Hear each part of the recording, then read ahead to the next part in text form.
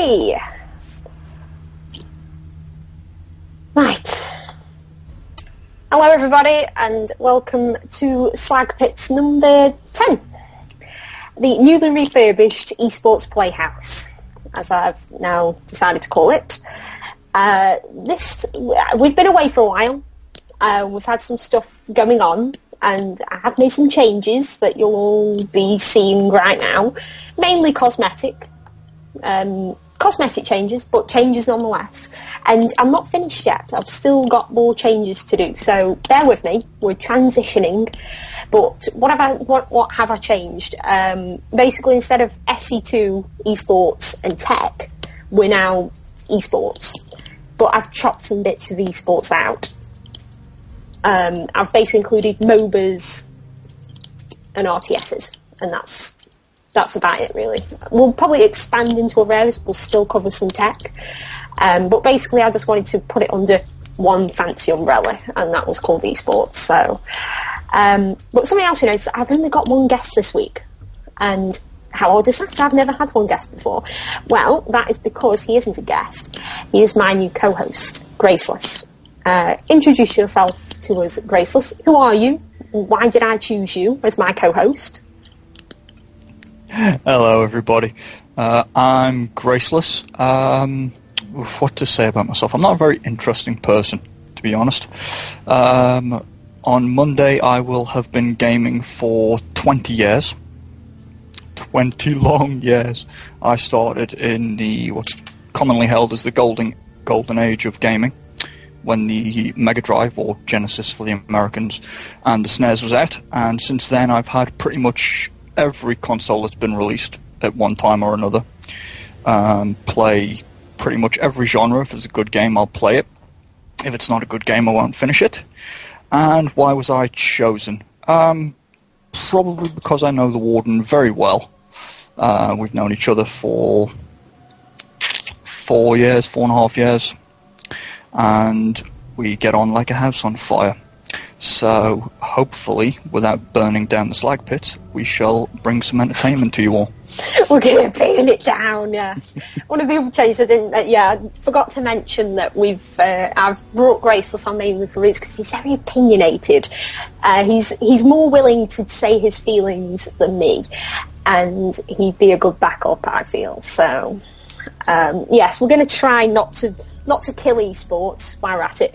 Why no love for fighting games and Counter-Strike? If I could get someone on that was a little more into the fighting game scene than me, I wouldn't want to cover it, mainly because I wouldn't do it any justice, because they're not two sectors that I follow.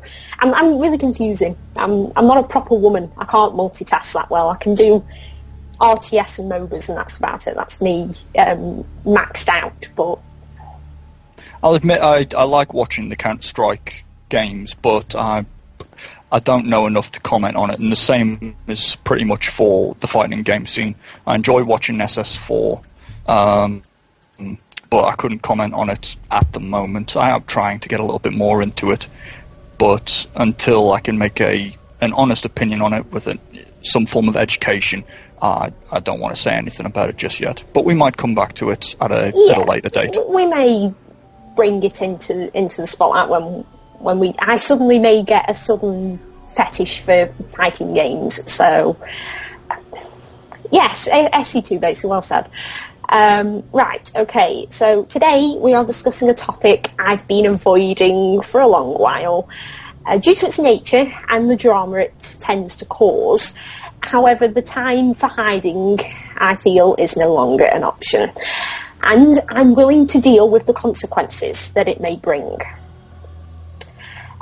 We will be doing call-ins later. This is a new thing. So don't ask me how well it's going to go.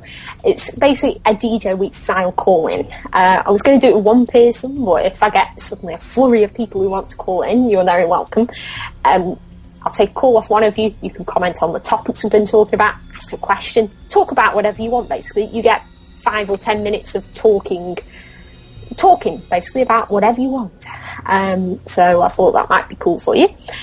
And we will also be doing show and tell. which is esports things we'd like to see except rebranded as Show and Tell, and I think I'm going to change that name. But first, we're going to do a roundup of news, and this is our favourite news from this week. First, Artos's girlfriend is pregnant. Big congratulations to them. Well done. But can I just say, so Artosis has a girlfriend? Am I out of touch? I'm clearly very out of touch.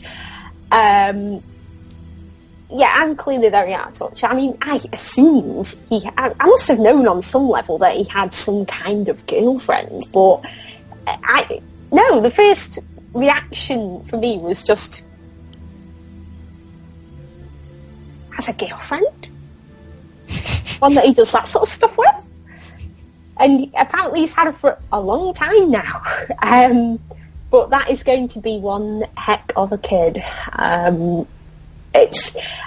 Me and Grace were actually talking the other day, and we said it would be funny if this kid turned around one day and said, "Fuck esports, I'm going to shoot it and hit it with a hammer!"